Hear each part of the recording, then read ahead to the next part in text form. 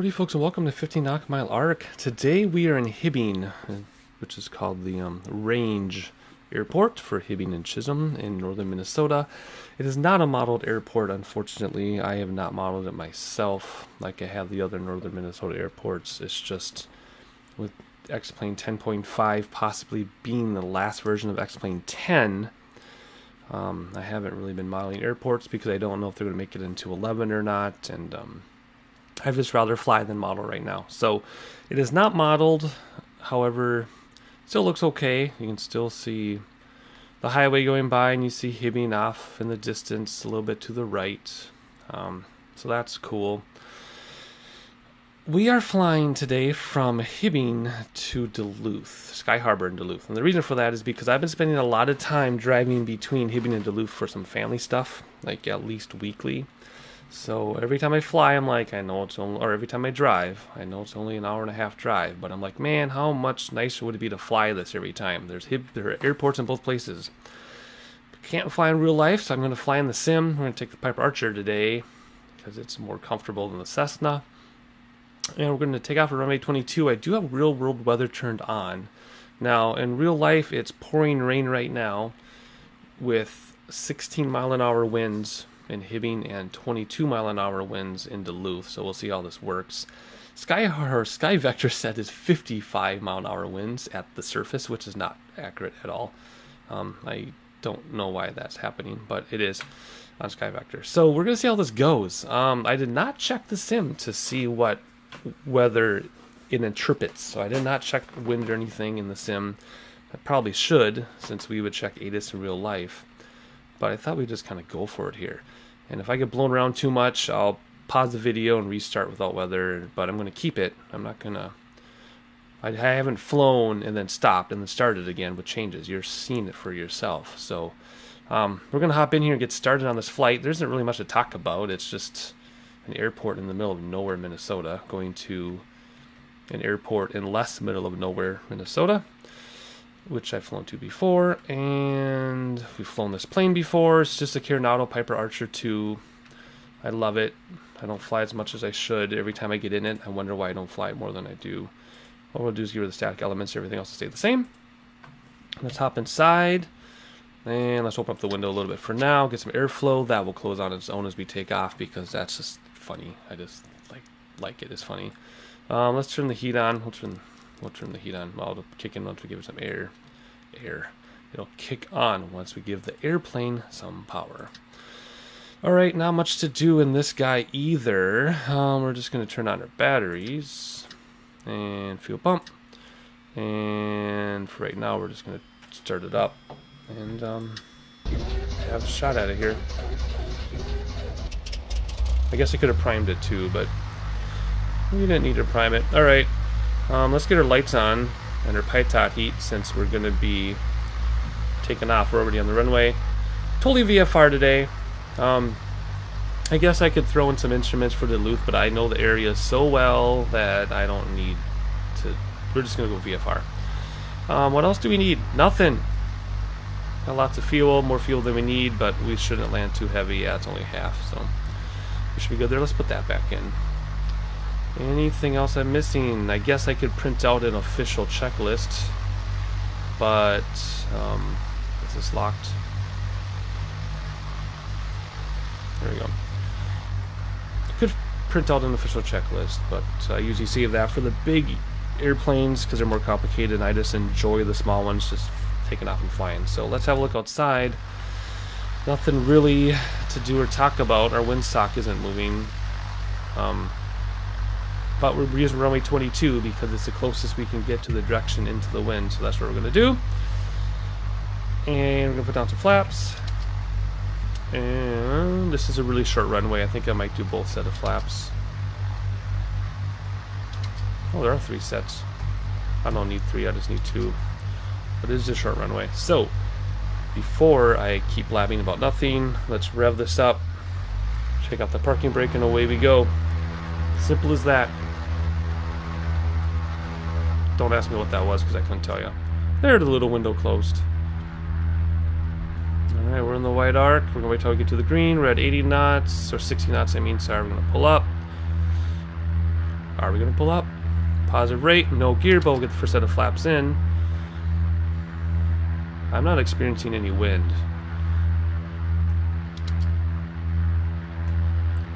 What are we looking at here? Hibbing should be off that way. Alright. Let's churn a little bit here and head towards Duluth.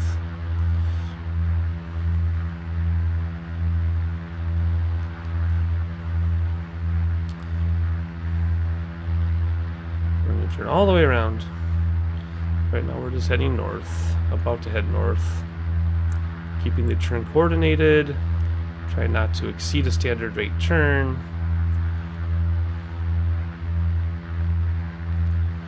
And actually, we turned so sharp we're still over the airport because I recognize those buildings. So let's go out a little ways here.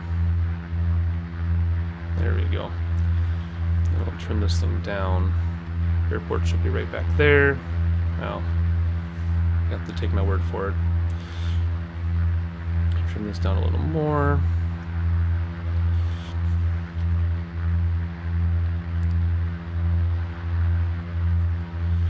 Now we can head east. Follow the highway a little bit. And we'll kind of follow Highway 53 when we get in that area. Now it'll take us right to Duluth, and then we'll land at Sky Harbor, which is the cute little airport there. Single runway. Well, there's a water runway as well, I guess. Alright, let's have a look outside. See? I made that turn right over the airport. Turned all the way around.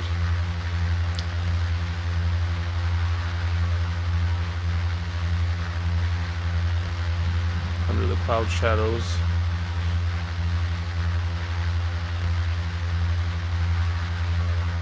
Yeah, not much to see out here.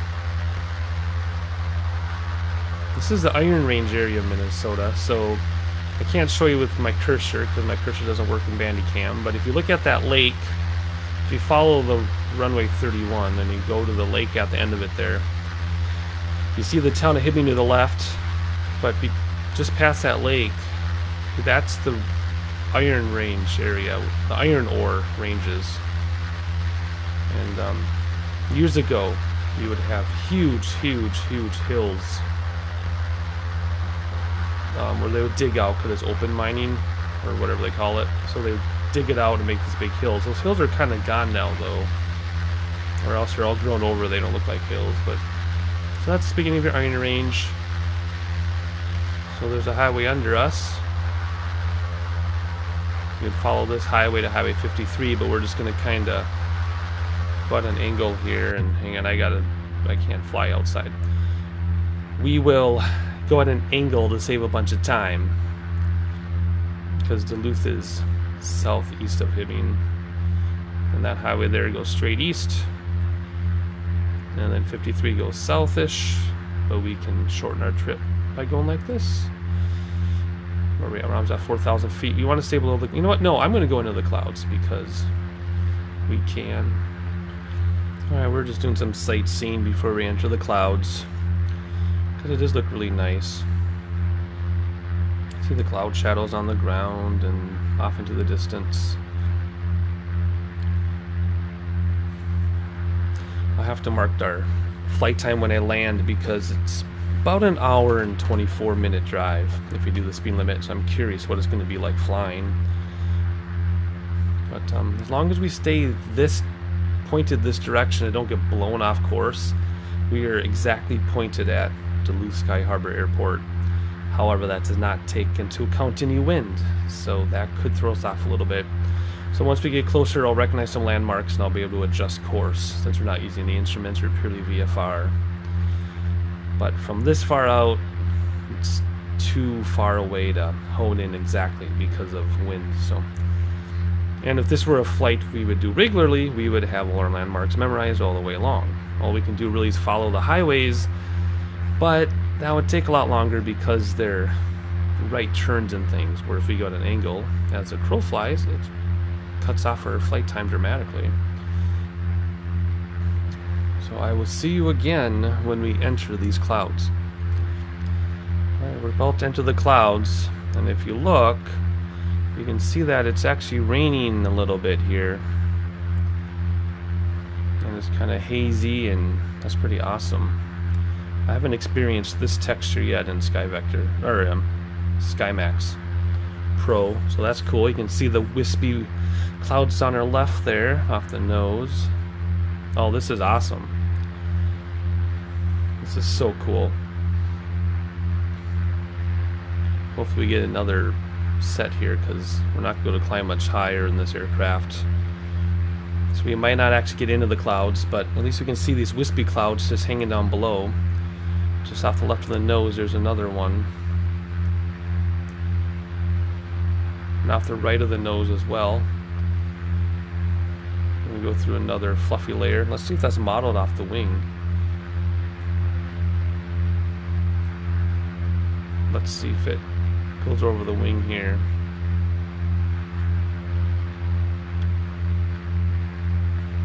No, I don't think so. I think we would have seen it. Oh, there it is. Nice. Oh, that's so cool. Hey, there we go. Into the clouds. So when I started this flight and I wanted to go through the clouds, they weren't very thick. They were quite scattered. But they're getting thicker as we get closer to Duluth. So we might have to level off here, else I won't be able to see where we are, because we are VFR technically, so we really should not be in the clouds without a flight plan, or at least special VFR. Special VFR is when you're VFR and you find yourself an IMC and you have an instrument rating but you don't have a flight plan. You can call for special VFR and start using instruments. At least I believe you need an instrument rating to do special VFR. You can correct me if I'm wrong. It'd be a little strange to me if you could do special VFR with instruments without instrument rating, but I can't remember. I'm drawing a blank on how that works. Alright, I think we're getting drifted to the south a little bit, so let's correct a little bit to more towards the east. Now once we see Lake Superior, we'll use that as our beacon, so to speak. We're about halfway already to Duluth from Hibbing. It's been about 16-minute flight time or so only. Alright, we're going to keep trimming down to level off right at the base of these clouds, because if I go into them with this thickness, we're going to lose track of where we are, which I've already stated a few times. And we're not even going to look for Highway 53 because we're not using it.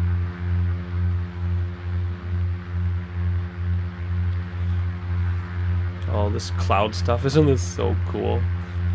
Let's do a screenshot of that.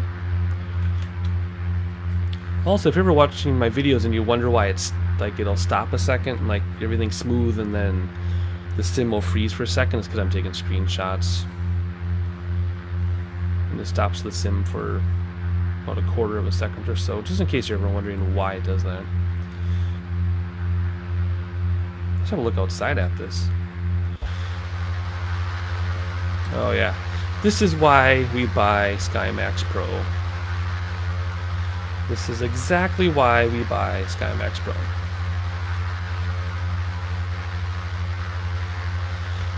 Oh man, there's some swirling clouds. We can turn that on or off. But those cloud shadows, that's SkyMaxx Pro. So you can see now, if you look along the edge of the draw area of the clouds on the ground, it's not jagged anymore. See how that's smooth? Oh, this is cool.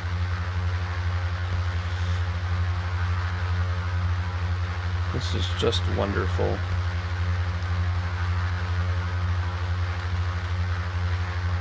So again, I took a screenshot. That's why it froze like that. Alright, well, the fun must come to an end because I can't see where we are. And without any NDBs or VORs tuned in, this is not a good idea. So we're going to head a little bit more towards the east until we come out of these clouds.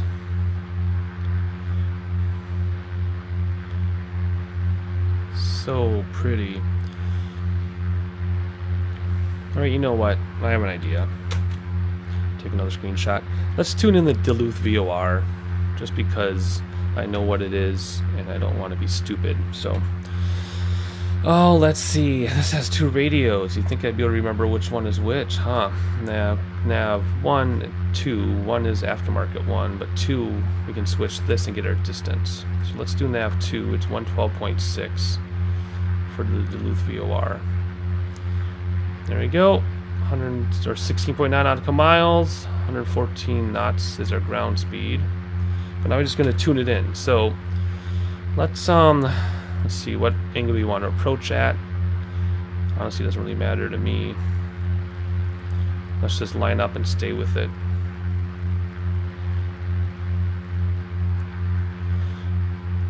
Alright, so what is that?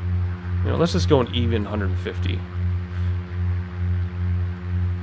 There we go. So now we will stay our heading now. See how we're at, what is it, 140, 135.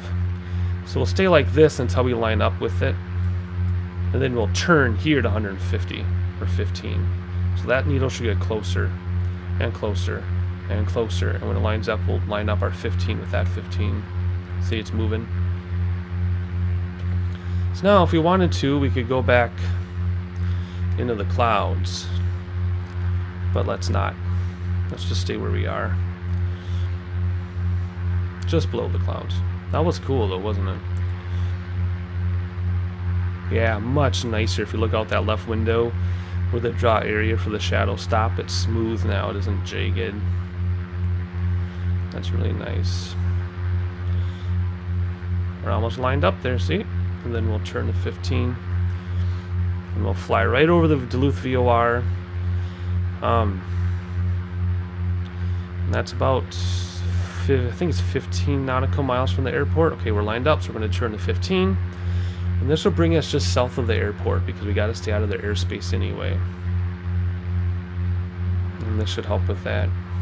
Although we would be cutting it kind of close with this radial. We're going to have to go a little bit past 15 because we passed it. Then we're just going to chase the needle. Oh, in fact, I see our airport from here already. So how do I describe where our airport is? If you look, well, let's see. I'll tell you. Hang on. We'll do this quick because I can't use my cursor, and I guess I can edit in the video, but this is more fun. So if you look right off the nose, right now, do you see that landmass? That skinny little landmass right off the nose. That is our airport. That little other thing you see, maybe you can't see it. It's only a couple pixels, but that's our airport. But we got to stay clear of the Duluth airspace, so we'll follow this VOR around. But we would definitely have to be talking to air traffic control though, because the approach to runway 27 in Duluth is 15 nautical mile arcs around this VOR. And since we're going over the VOR, we'd be crossing paths with jets making their arc. So, or would we? We'll cross the VOR and we'll go down. No, yeah, we'd be getting close because our airport is about 12 miles from the airport. So yeah, we would be getting pretty close to the approach. So there we go. So if you look where the black dash ends, that's the Duluth airport right there, which we are plenty high enough to go over. No, we're not landing at that one. I'm not really paying attention to my needle, am I? Now that I'm back to VFR. So we'll just go over this airport because we're plenty high to not interfere with landing planes. Although we would still have to talk to air traffic control. Absolutely. And then we'll catch up with this VOR and then we'll go VFR. In Superior, Wisconsin, there's another airport there. But we'll be high enough to avoid that. And then we'll turn around and land facing west at Sky Harbor. because I have real world weather turned on, and that's the direction the winds are coming from. So if you're wondering what that body of water is out here to the left, the big one, not the small one. The big one is Lake Superior, obviously. You can see Wisconsin on the other side. And those are man-made sandbars there.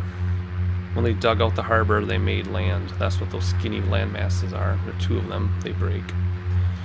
If you look at the center pillar of the windshield and look straight out, you see some like puffy cloud smoke or something. I wonder if that's a forest fire. I do have forest fires turned on. I've never seen a forest fire, and I thought they only kicked in when you had water plane scenarios or fire plane scenarios turned on, but we do not have that turned on. But I swear that's a forest fire over there. Huh. If that's what that is, it's the first one I've seen. But you can do things like that. You can turn on hot air balloons, which I have on. Birds and deer I have on, and forest fires are turned on. That might be what that is. There's KDLH, Duluth, home of Cirrus, if you're familiar with the Cirrus aircraft. In fact, the RNAV approach to runway 27 is home of Cirrus. Those are your two waypoints coming in off the lake. And there's our Highway 53 going into town. So we could have followed that highway all the way in, but it would have taken us forever. Alright, have we technically crossed the VOR? Yep, we just crossed the VOR, so now we can go VFR.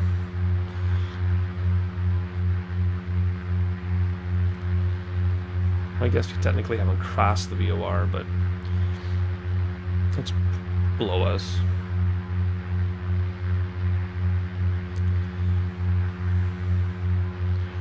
I don't know if you can, if Sky Harbor Airport, yeah, it's there. If you follow that skinny landmass, you see where it breaks, and then a quarter of the way back, you'll see a little green triangle with water around it. That's our airport. And that's where we're going to land.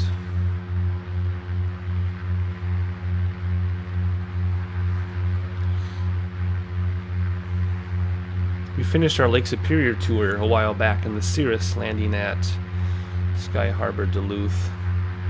Oh, not Sky Harbor Duluth, at Duluth International. In the dark, in the Cirrus. That was fun. If you're ever in Minnesota, I would definitely check out Duluth. Our ground speed thing is going crazy because we just crossed the VOR itself, and it went down to 0 and I was coming back up. That's interesting. 9, yeah, we just crossed it.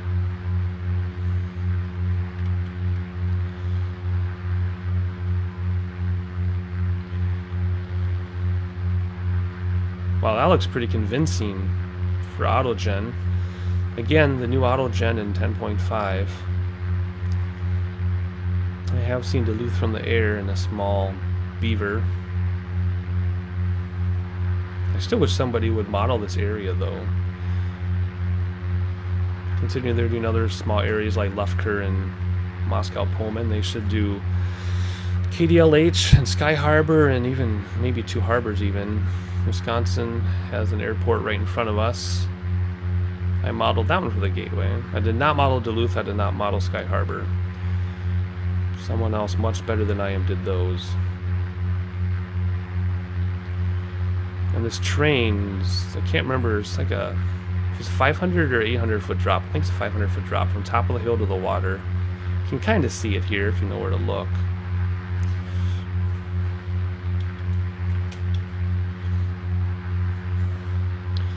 Alright, it is time to lose some serious altitude and not run into this other airport. So let's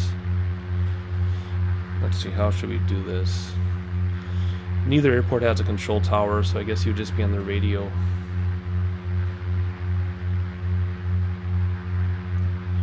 What's our speed? Yeah, let's draw our throttle back a little bit to lose altitude. Alright, one more look outside, then we have to land this plane. There's Wisconsin. There's Duluth in the background, and there is our airport. Okay, time to pay attention to what I'm doing. We're going kind of fast too. And then there's a water runway there. Technically it's 90. But when we land under the Beaver on our sightseeing tour, he's like, you can land wherever you want. I'm like, okay, take your word for it.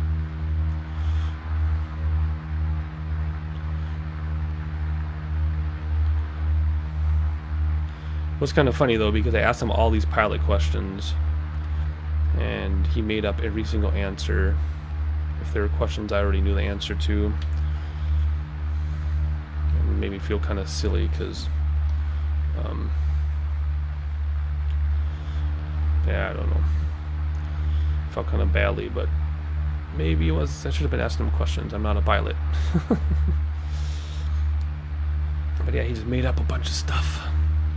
I'm giving myself a huge approach here, just because I'm a wimp and I want to have a nice long approach. All right, first set of flaps.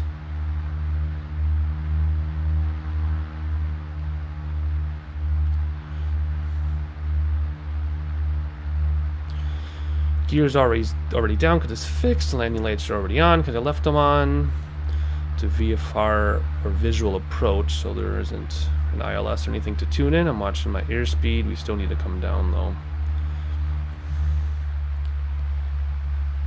And we'll go on to final just before we hit the shore here.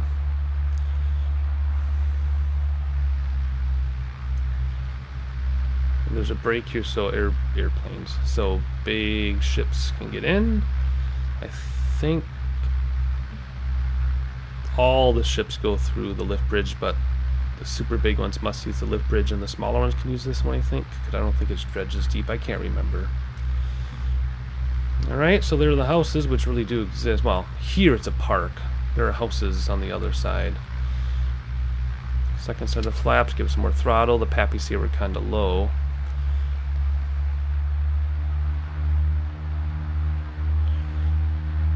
Let's go full flaps. There we go. I'm like, we're losing altitude even though our airspeed is great.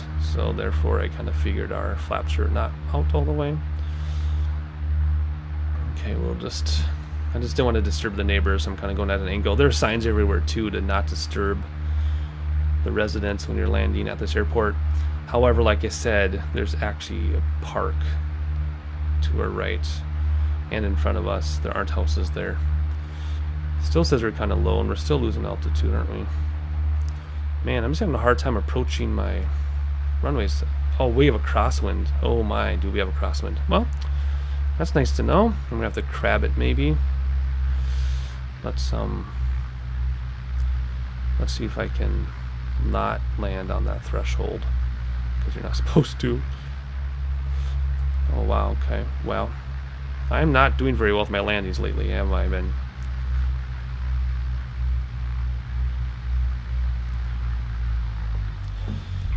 There we go. That wasn't perfect, but could have been a lot worse.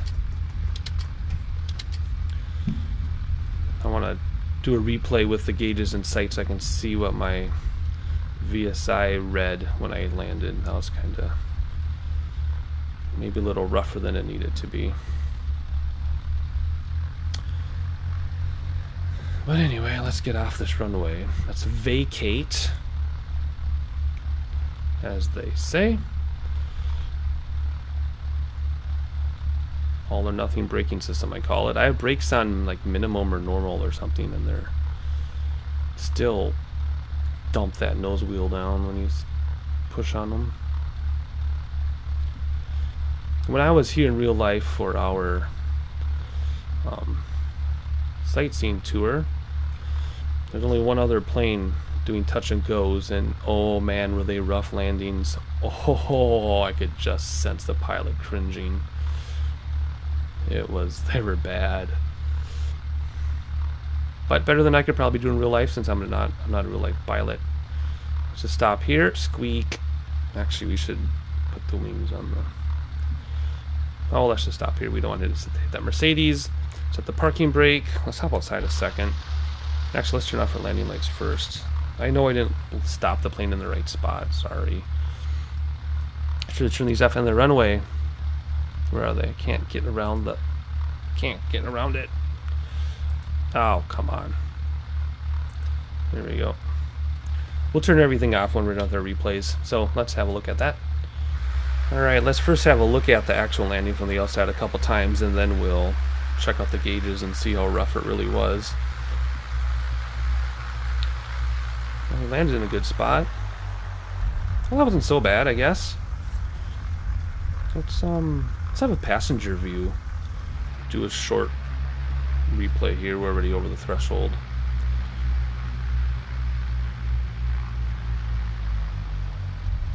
Oh, nice.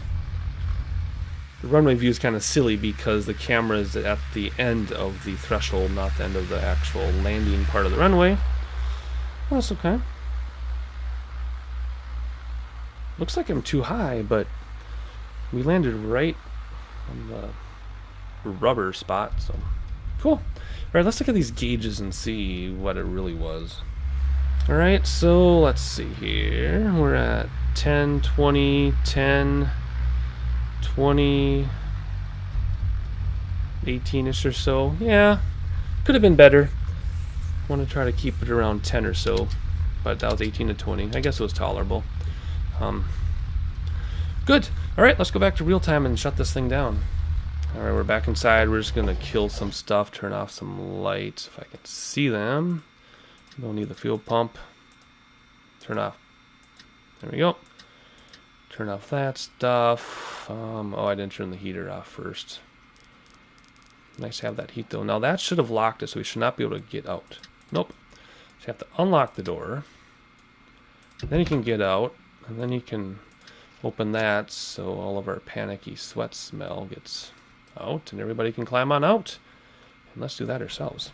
So here we are in Duluth. I know I did not put my back wheels where they're supposed to go. They're supposed to go on that crossbar, but whatever. It was a fun flight, quick, and yeah, so obviously way shorter than driving, of course. Beautiful airport, beautiful area.